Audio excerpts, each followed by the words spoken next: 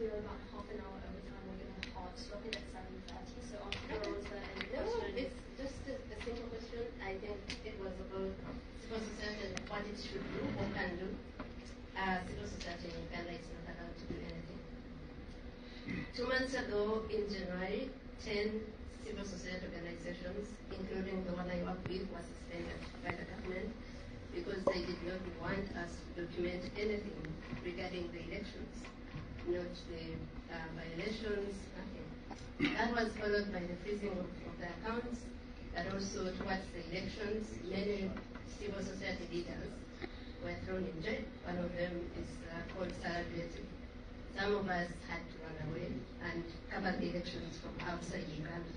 So the civil society, space in Uganda has been shrinking very, very gradually for the last 6 years, especially financially.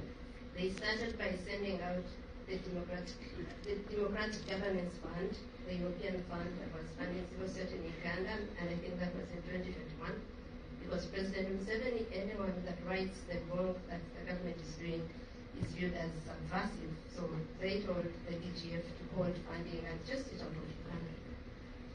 Recently, everyone that was funding civil society organizations that are critical, that are political, especially those in the civil liberties space, was threatened by President Museveni's son with deportation.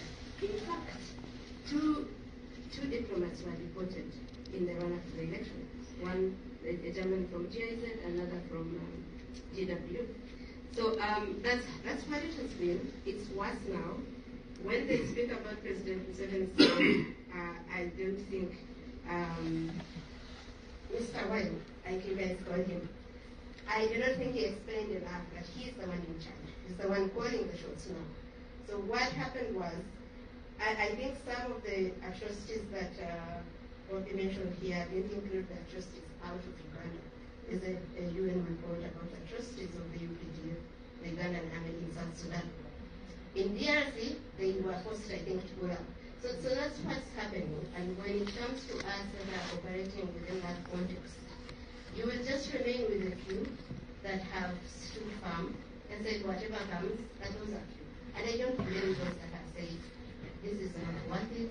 I almost died in Tanzania and I spent 3 months or 4 wondering if it is worth it, struggling to continue this fight, wondering if it's worth to leave my children there because no one is helping, not our governments, not neighbors, not the international community or the